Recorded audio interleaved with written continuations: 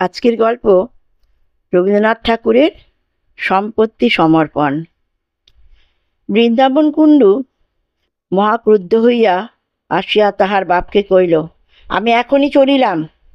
বাপ যজ্ঞনাথ কুণ্ডু কইলেন, বেটা অকৃতজ্ঞ, ছেলেবেলা হইতে তোকে খাওয়াইতে পড়াইতে যে ব্যয় হইয়াছে তাহা পরিশোধ করিবার নাম নাই, আবার তেজ দেখো না। যজ্ঞনাথের ঘরে যেরূপ অসন বসনের প্রথা, তাহাতে খুব বেশি যে ব্যয় হইয়াছে তাহা নহে। প্রাচীনকালে ঋষিরা আহার এবং পরিচ্ছদ সম্বন্ধে অসম্ভব অল্প খরচে জীবন নির্বাহ করিতেন। যজ্ঞনাথের ব্যবহারে প্রকাশ পাইত। বেশভূষা আহার বিহারে তাহারও সেইরূপ অতুচ্ছ আদর্শ ছিল। সম্পূর্ণ সিদ্ধিলাভ করিতে পারেন নাই। সে কতকটা আধুনিক সমাজের দোষে এবং কতকটা শরীর রক্ষার সম্বন্ধে প্রকৃতির কতকগুলি অন্যায় নিয়মের অনুরোধে। ছেলে যতদিন অবিবাহিত ছিল সহিয়াছিল, কিন্তু বিবাহের পর হইতে খাওয়া পড়া সম্বন্ধে বাপের অত্যন্ত বিশুদ্ধ আদর্শের সহিত ছেলের আদর্শের অনৈক্য হইতে লাগিল। দেখা গেল ছেলের আদর্শ ক্রমশই আধ্যাত্মিকের চেয়ে বেশি আদিভৌতিকের দিকে যাইতেছে।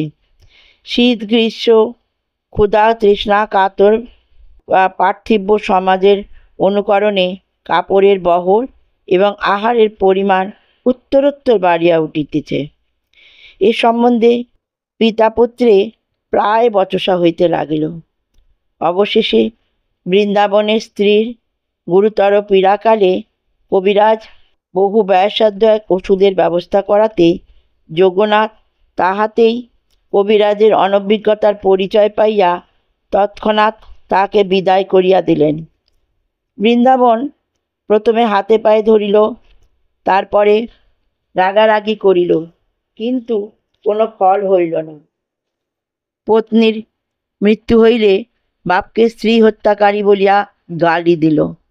বাপ বলিলেন, কেন, ঔষধ খাইয়া কেহ মরে না?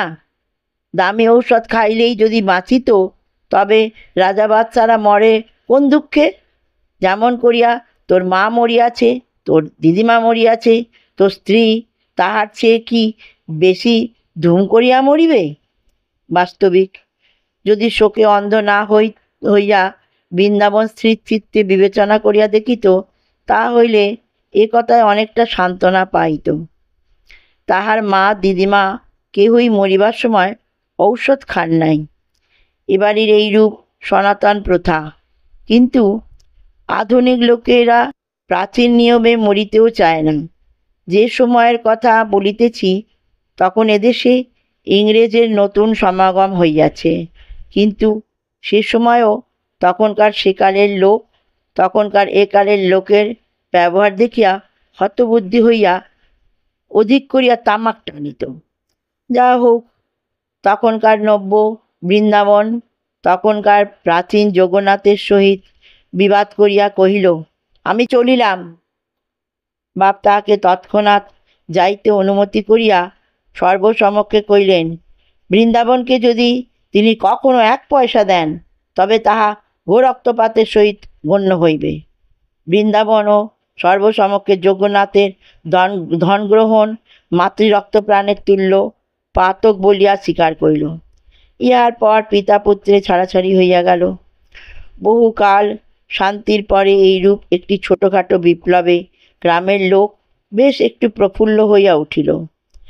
বিশেষত যজ্ঞনাথের ছেলে উত্তরাধিকার হইতে বঞ্চিত হওয়ার পর সকলকেই নিজ নিজ শক্তি অনুসারে যজ্ঞনাথের দুঃসহ পুত্রবিচ্ছেদ দুঃখ দূর করিবার চেষ্টা করিতে লাগিল।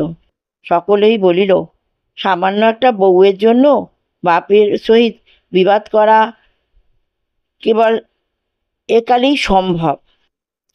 বিশেষত তারা খুব একটা যুক্তি দেখাইল। বলিল, একটা বউ গেলে অনতিবিলম্বে আর একটা বউ সংগ্রহ করা যায়, কিন্তু বাপ গেলে দ্বিতীয় বাপ মাথা খুঁড়িলেও পাওয়া যায় না।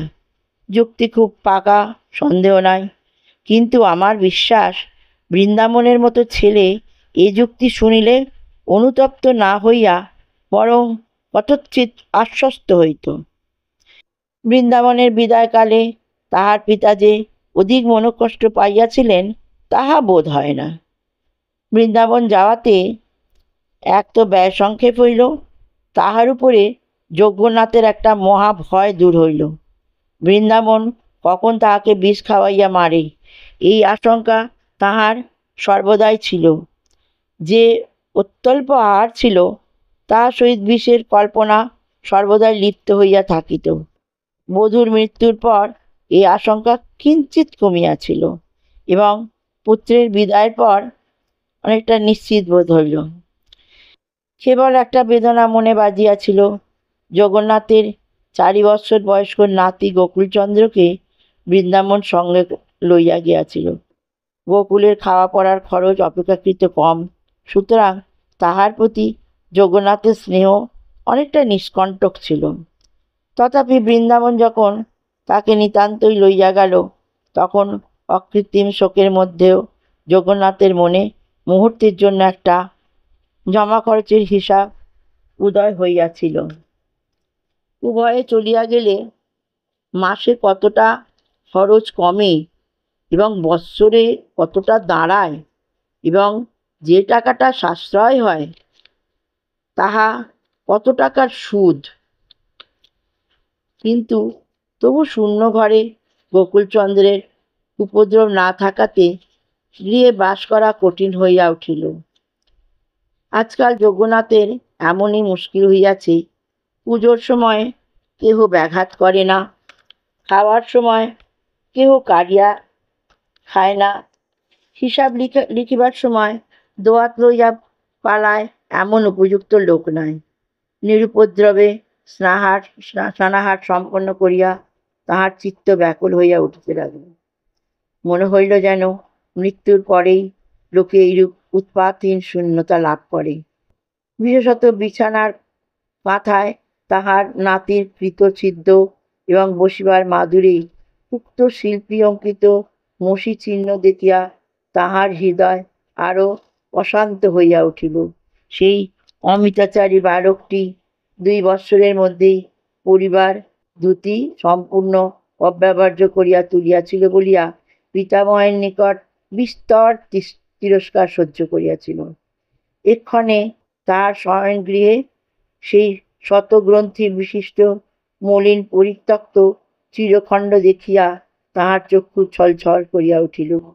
সেটি কলিতা প্রস্তুতকরণ এবং অন্য কোনো গার্হস্থ্য ব্যবহারে না লাগাইয়া যত্নপূর্বক সিন্ধুকে তুলিয়া রাখিলেন এবং মনে মনে প্রতিজ্ঞা করিলেন, যদি গোকুল ফিরিয়া আসে এবং এমনকি বৎসরে একখানি করিয়া ধুতিও নষ্ট করে, তথাপি তাহাকে তিরস্কার করিবেন না।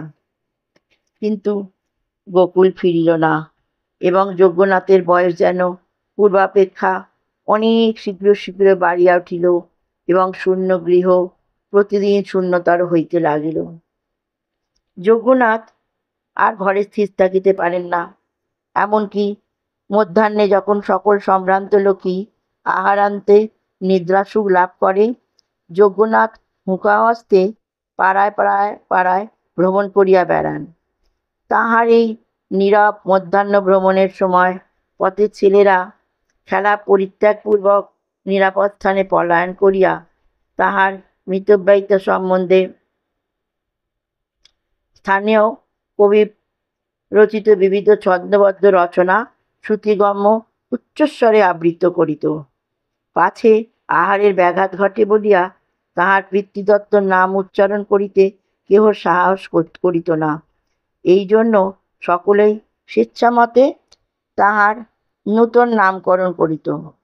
বুড়োরা তাহাকে যজ্ঞনাথ বলিতেন, কিন্তু ছেলেরা কেন যে তাহাকে চামচিকে বলিয়া ডাকিত তার স্পষ্ট কারণ পাওয়া যায় না। বোধ হয় তাহার রক্তহীন শীর্ণ চর্মের সহিত উক্ত খেচরের কোনো প্রকার শরীরগত সাদৃশ্য ছিল। একদিন এইরূপে আম্রতরুর ছায়া শীতল গ্রামের পথে যজ্ঞনাথ মধ্যাহ্নে বেড়াইতেছিলেন। দেখিলেন একজন অপরিচিত বালক গ্রামের ছেলেদের সর্দার হইয়া উঠিয়া একটা সম্পূর্ণ নূতন উপদ্রবের পন্থা নির্দেশ করিতেছে। অন্যান্য বালকেরা তাহার চরিত্রের বল এবং কল্পনার নতুনত্বে অভিভূত হইয়া কায়মনে তাহার বশ বানিয়েছে। অন্য বালকেরা বৃদ্ধকে দেখিয়া যেরূপ খেলায় ভঙ্গ দিত, এ তাহা না করিয়া চট করিয়া আসিয়া যজ্ঞনাথের গায়ের কাছে চাদর ঝাড়া দিল এবং একটা বন্ধনমুক্ত গিরগিটি চাদর হইতে লাফাইয়া পড়িয়া তাহার গা বাইয়া অরণ্যাভিমুখে পলায়ন করিল। আকস্মিক ত্রাসে বৃদ্ধের সর্বশরীর কণ্টকিত হইয়া উঠিল। ছেলেদের মধ্যে ভারী একটা আনন্দের কলরব পড়িয়া গেল। আর কিছু দূর যাইতে না যাইতে যজ্ঞনাথের স্কন্ধ হইতে হঠাৎ তাহার গামছা অদৃশ্য হইয়া অপরিচিত বালকটির মাথায় পাকড়ির আকার ধারণ করিল। এই অজ্ঞাত মানবকের নিকট হইতে এই প্রকার নতুন প্রণালীর শিষ্টাচার প্রাপ্ত হইয়া যজ্ঞনাথ ভারী সন্তুষ্ট হইলেন। কোনো বালকের নিকট হইতে এরূপ অসংখ্য আত্মীয়তা তিনি বহুদিন পান নাই। বিস্তর ডাকাডাকি করিয়া এবং নানামত আশ্বাস দিয়া যজ্ঞনাথ তাহাকে কতকটা আয়ত্ত করিয়া লইলেন। জিজ্ঞাসা করিলেন, তোমার নাম কি? সে বলিল, নিতাই পাল। বাড়ি কোথায়? বলিব না। বাপের নাম কি? বলিব না। কেন বলিবে না? আমি বাড়ি ছাড়িয়া পলাইয়া আসিয়াছি। কেন? আমার বাপ আমাকে পাঠশালায় দিতে চায়। এইরূপ ছেলেকে পাঠশালায় দেওয়া যে একটা নিষ্ফল অপব্যয় এবং বাপের বিষয়ে বুদ্ধিহীনতার পরিচয়, তাহা তৎক্ষণাৎ যজ্ঞনাথের মনে উদয় হইল। যজ্ঞনাথ বলিলেন, আমার বাড়িতে আসিয়া থাকিবে? বালকটি কোনো আপত্তি না করিয়া এমনই নিঃসংকোচে সেখানে আশ্রয় গ্রহণ করিল যেন সে একটা পথপ্রান্তবর্তী তরুতর। কেবল তাহাই নয়, খাওয়া পড়া সম্বন্ধে এমনই অম্লান বদলে নিজের অভিপ্রায় মতো আদেশ প্রচার করিতে লাগিল যেন পূর্বাহ্নেই তাহার পুরা দাম চুকাইয়া দিয়াছে। এবং ইহা লইয়া মাঝে মাঝে গৃহস্বামীর সহিত রীতিমতো ঝগড়া করিত। নিজের ছেলেকে পরাস্ত করা সহজ, কিন্তু পরের ছেলের কাছে যজ্ঞনাথকে হার মানিতে হইল। যজ্ঞনাথের ঘরে নিতাই পালের এই অভাবনীয় সমাদর দেখিয়া গ্রামের লোক আশ্চর্য হইয়া গেল। বুঝিল বৃদ্ধ আর বেশি দিন বাঁচিবে না এবং কোথাকার এই বিদেশি ছেলেটাকে সমস্ত বিষয় দিয়া যাইবে। বালকের উপর সকলেরই পরম ঈর্ষা উপস্থিত হইল এবং সকলেই তাহার অনিষ্ট করিবার জন্য কৃত সংকল্প হইল। কিন্তু বৃদ্ধ তাহাকে বুকের পাঁজরের মতো ঢাকিয়া বেড়াইত। ছেলেটা মাঝে মাঝে চলিয়া যাইবে বলিয়া শাসাইত। যজ্ঞনাথ তাহাকে প্রলোভনী দেখাইতেন, ভাই, তোকে আমি আমার সমস্ত বিষয় আশ্বাস দিয়া যাইব। বালকের বয়স অল্প, কিন্তু এই আশ্বাসের মর্যাদা সে সম্পূর্ণ বুঝিতে পারিত। তখন গ্রামের লোকেরা বালকের বাপের সন্ধানে প্রবৃত্ত হইল। তাহারা সকলেই বলিল, আহা, বাপ মার মনে না জানি কত কষ্টই হইতেছে, ছেলেটাও তো পাপিষ্ঠ কম নয়, বলিয়া ছেলেটার উদ্দেশ্যে অকথ্য উচ্চারণে গালি প্রয়োগ করিত। তাহারা সকলেই বলিল, বলিয়া ছেলেটার উদ্দেশ্যে গালি প্রয়োগ করিত। তাহার এতই বেশি ঝাঁজ যে ন্যায়বুদ্ধির উত্তেজনা অপেক্ষা তাতে স্বার্থের গ্রাহ্যতাও বেশি অনুভূত হইত। বৃদ্ধ একদিন এক পথিকের কাছে শুনিতে পাইল, দামোদর পাল বলিয়া এক ব্যক্তি তাহার নিরুদ্দিষ্ট পুত্রের সন্ধান করিয়া বেড়াইতেছে, অবশেষে এই গ্রামের অভিমুখেই আসিতেছে। নিতাই এই সংবাদ শুনিয়া অস্থির হইয়া উঠিল। ভাবি বিষয় আশয় ত্যাগ করিয়া পলায়নরত হইল। যজ্ঞনাথ নিতাইকে বারংবার আশ্বাস দিয়া কহিলেন, তোমাকে আমি এমন স্থানে লুকাইয়া রাখিব যে কেহই খুঁজিয়া পাইবে না, গ্রামের লোকেরাও না। বালকের ভারী কৌতূহল হইল, কহিল, কোথায়? দেখাইয়া দাও না। যজ্ঞনাথ কহিলেন, এখন দেখাইতে গেলে প্রকাশ হইয়া পড়িবে, রাত্রে দেখাইব। নিতাই এই নূতন রহস্য আবিষ্কারের আশ্বাসে উৎফুল্ল হইয়া উঠিল। বাপ অকৃতকার্য হইয়া চলিয়া গেলেই বালকের সঙ্গে বাজি রাখিয়া একটা লুকোচুরি খেলিতে হইবে। এইরূপ মনে মনে সংকল্প করিল। কেউ খুঁজিয়া পাইবে না। ভারী মজা। বাপ আসিয়া সমস্ত দেশ খুঁজিয়া কোথাও তাহার সন্ধান পাইবে না। সেও খুব কৌতুক। মধ্যাহ্নে যোগনাথ বালককে গৃহে রুদ্ধ করিয়া কোথায় বাহির হইয়া গেলেন। ফিরিয়া আসিলে নিতাই তাহাকে প্রশ্ন করিয়া করিয়া অস্থির করিয়া তুলিল। সন্ধ্যা হইতে না হইতে বলিল, চলো। যোগনাথ বলিলেন, এখনো রাত্রি হয় নাই। নিতাই আবার কইল, রাত্রি হইয়াছে দাদা, চলো। যোগনাথ কহিলেন, এখনো পাড়ায় লোক ঘুমায় নাই। নিতাই মুহূর্ত অপেক্ষা করিয়া কহিল, এখন ঘুমাইছে, চলো। রাত্রি বাড়িতে লাগিল। নিদ্রাতুর নিতাই বহু কষ্টে নিদ্রা সংবরণের প্রাণপণ চেষ্টা করিয়াও বসিয়া বসিয়া ঢুলিতে আরম্ভ করিল। রাত্রি 2 প্রহর হইলে যজ্ঞনাথ নিতাইয়ের হাত ধরিয়া নিদ্রিত গ্রামের অন্ধকার পথে বাহির হইলেন। আর কোনো শব্দ নাই, কেবল থাকিয়া থাকিয়া কুকুর ঘেউ ঘেউ করিয়া ডাকিয়া উঠিল।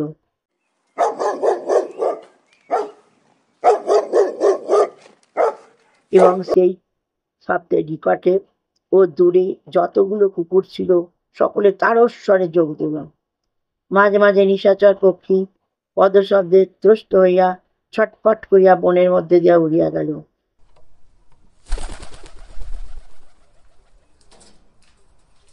নিতাই ভয়ে যজ্ঞনাথের হাত দৃঢ় করিয়া ধরিল। অনেক মাঠ ভাঙিয়া অবশেষে এক জঙ্গলের মধ্যে এক দেবতাহীন ভাঙা মন্দিরে উভয়ে গিয়া উপস্থিত হইল। নিতাই কিঞ্চিৎ ক্ষুণ্ণস্বরে কইল, এইখানে? যেরূপ মনে করিয়াছিল সেরূপ কিছুই নয়। ইহার মধ্যে তেমন রহস্য নাই। পিতৃগৃহ ত্যাগের পর এমন পোড়ো মন্দিরে তাকে মাঝে মাঝে রাত্রি যাপন করিতে হইয়াছে। স্থানটা যদিও লুকোচুরি খেলার পক্ষে মন্দ নয়, কিন্তু তবু এখান হইতে সন্ধান করিয়া বাহির করা নিতান্ত অসম্ভব নয়। যোগনাথ মন্দিরের মধ্য হইতে একখণ্ড পাথর উঠাইয়া ফেলিলেন। বালক দেখিল নিম্নে একটা ঘরের মতো এবং সেখানে প্রদীপ জ্বলিতেছে। দেখিয়া অত্যন্ত বিস্ময় এবং কৌতূহল হইল, সেই সঙ্গে ভয়ও করিতে লাগিল। একটি মই বাহিয়া যজ্ঞনাথ নামিয়া গেলেন। তাহার পশ্চাতে নিতাইও ভয়ে ভয়ে নামিল। নিচে গিয়া দেখিল চারিদিকে পিতলের কলস, মধ্যে একটি আসন ও তাহার সম্মুখে সিঁদুর, চন্দন, ফুলের মালা, পূজার উপকরণ। বালক কৌতূহল নিবৃত্তি করিয়া দেখিল ঘরায় কেবল টাকা এবং মোহর। যোগনাথ কহিলেন, নিতাই, আমি বলিয়াছিলাম আমার সমস্ত টাকা তোমাকে দিব। আমার অধিক কিছু নাই, সবে এই কটি মাত্র ঘরা আমার সম্বল। আজ আমি ইহার সমস্তই তোমার হাতে দিব। বালক লাফাইয়া উঠিয়া কহিল, সমস্তই? ইহার একটি টাকাও তুমি লইবে না? যদি লই তবে আমার হাতে যেন কুষ্ঠ হয়। কিন্তু একটা কথা আছে, যদি কখনো আমার নিরুদ্দেশ নাতি গোকুলচন্দ্র এবং কিংবা তাহার ছেলে কিংবা তাহার পৌত্র কিংবা তাহার পপৌত্র কিংবা তাহার বংশের কেহ আসে, তবে তাহার কিংবা তাহাদের হাতে এই সমস্ত টাকা গনিয়া দিতে হইবে। বালক মনে করিল যোগনাথ পাগল হইয়াছে। তৎক্ষণাৎ স্বীকার করিল, আচ্ছা। যোগনাথ কহিলেন, তবে এই আসনে বইস। কেন? তোমার পূজা হইবে। কেন? এইরূপ নিয়ম। বালক আসনে বসিল। যোগনাথ তাহার কপালে চন্দন দিলেন, সিঁদুরের টিপ দিয়া দিলেন, গলায় মালা দিলেন। সম্মুখে বসিয়া বিড় করিয়া মন্ত্র পড়িতে লাগিলেন। দেবতা হইয়া বসিয়া মন্ত্র শুনিতে নিতাইয়ের ভয় করিতে লাগিল। ডাকিল, দাদা। যোগনাথ কোনো উত্তর না করিয়া মন্ত্র পড়িয়া গেলেন। অবশেষে এক একটি গড়া বহু কষ্টে টানিয়া বালকের সম্মুখে স্থাপিত করিয়া উৎসর্গ করিলেন এবং প্রত্যেকবার বলিয়া লইলেন, শ্রীকুণ্ডের পুত্র গদাধর কুণ্ডু, তস্য পুত্র প্রাণকৃষ্ণ কুণ্ডু, তস্য পুত্র পরমানন্দ কুণ্ডু, তস্য পুত্র যজ্ঞনাথ কুণ্ডু, তস্য পুত্র বৃন্দাবন কুণ্ডু, তস্য পুত্র গোকুলচন্দ্র কুণ্ডুকে কিংবা তাহার পুত্র অথবা পৌত্র অথবা পপৌত্র কিংবা তাহার বংশের ন্যায্য উত্তরাধিকারীকে এই সমস্ত টাকা গণ্যিয়া দিলেন। এইরূপ বারবার আবৃত্তি করিতে করিতে সেটা হতবুদ্ধির মতো হইয়া আসিল। তাহার জিহ্বা ক্রমে জড়াইয়া আসিল। যখন অনুষ্ঠান সমাপ্ত হইয়া গেল তখন দ্বীপের ধূম ও উভয়ের নিঃশ্বাস বায়ুতে সেই ক্ষুদ্র গহ্বর বাষ্পাচ্ছন্ন হইয়া গেল। বালকের তালু শুষ্ক হইয়া গেল, হাত পা জ্বালা করিতে লাগিল, শ্বাসরোধ হইবার উপক্রম হইল। প্রদীপ ম্লান হইয়া হঠাৎ নিভিয়া গেল। অন্ধকারে বালক অনুভব করিল যজ্ঞনাথ মই বাইয়া উপরে উঠিতেছে। ব্যাকুল হইয়া কইল, দাদা কোথা যাও? যজ্ঞনাথ কইলেন, আমি চলিলাম, তুমি এখানে থাকো, তোকে আর কেউই খুঁজিয়া পাইবে না, কিন্তু মনে রাখিস যজ্ঞনাথের পৌত্র বৃন্দাবনের পুত্র গোকুলচন্দ্র। বলিয়া উপরে উঠিয়াই মই তুলিয়া লইলেন। বালক রুদ্ধশ্বাস কণ্ঠ হইতে বহু কষ্টে বলিল, দাদা আমি বাবার কাছে যাব। যজ্ঞনাথ ছিদ্র মুখে পাথর চাপা দিলেন এবং কান পাতিয়া শুনিলেন। নিতাই আর একবার রুদ্রকণ্ঠে ডাকিল, বাবা। তারপরে একটা পতনের শব্দ হইল, তারপরে আর কোনো শব্দ হইল না। যজ্ঞনাথ এই রূপে যক্ষের হস্তে ধন সমর্পণ করিয়া সেই প্রস্তর খণ্ডের উপর মাটি চাপা দিতে লাগিলেন। তাহার উপর ভাঙা মন্দিরের ইট বালি স্তূপাকার করিলেন। তাহার উপর ঘাসের চাপড়া বসাইলেন। বনের গুল্ম রোপণ করিলেন। রাত্রি প্রায় শেষ হইয়া আসিল, কিন্তু কিছুতেই সে স্থান হইতে নড়িতে পারিলেন না। থাকিয়া থাকিয়া কেবলই মাটিতে কান পাতিয়া শুনিতে লাগিলেন। মনে হইতে লাগিল যেন অনেক দূর হইতে পৃথিবীর অতল স্পর্শ হইতে একটা ক্রন্দন ধ্বনি উঠিতেছে।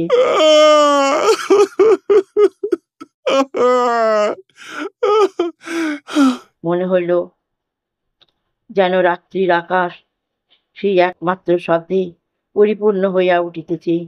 পৃথিবীর সমস্ত নিদ্রিত লোক যেন সেই শব্দে শয্যার উপরে জাগিয়া উঠিয়া কান পাতিয়া বসিয়া আছে। বৃদ্ধ অস্থির হইয়া কেবলই মাটির উপরে মাটি চাপাইতেছে, যেন এমনি করিয়া কোনো পৃথিবীর মুখ চাপা দিতে চাহে। ওই কে ডাকে, বাবা?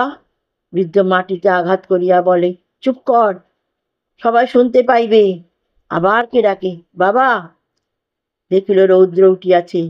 ভয়ে মন্দির ছাড়িয়া মাঠে বাইর হইয়া পড়িল। সেখানেও কে ডাকিল, বাবা?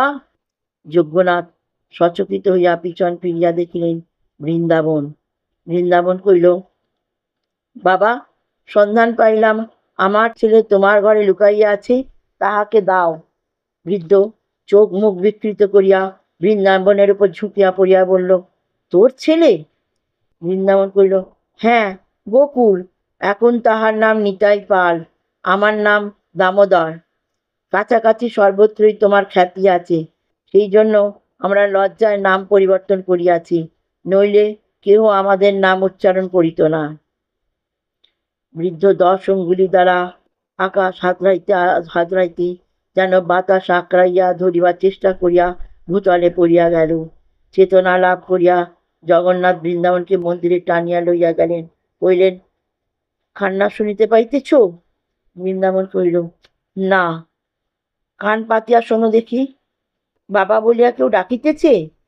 বৃন্দাবন কহিল, না। বৃদ্ধ তখন যেন ভারী নিশ্চিন্ত হইল।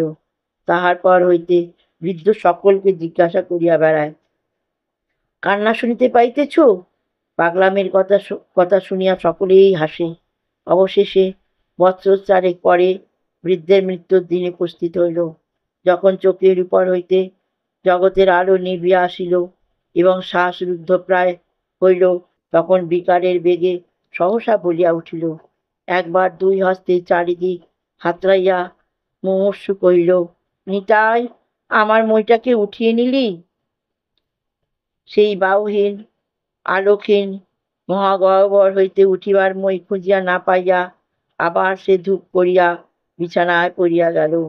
সংসারের লুকোচুরির খেলায় যেখানে কাহাকেও খুঁজিয়া পাওয়া যায় না সেইখানে অন্তর্হিত হইল। গল্পটা এখানে শেষ হলো।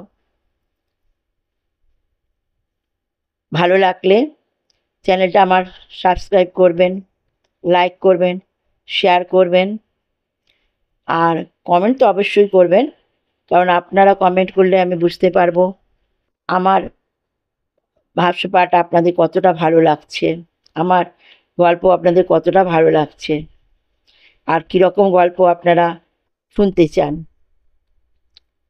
আর পাশের বেল আইকনটা অবশ্যই ক্লিক করে রাখবেন, যাতে আমি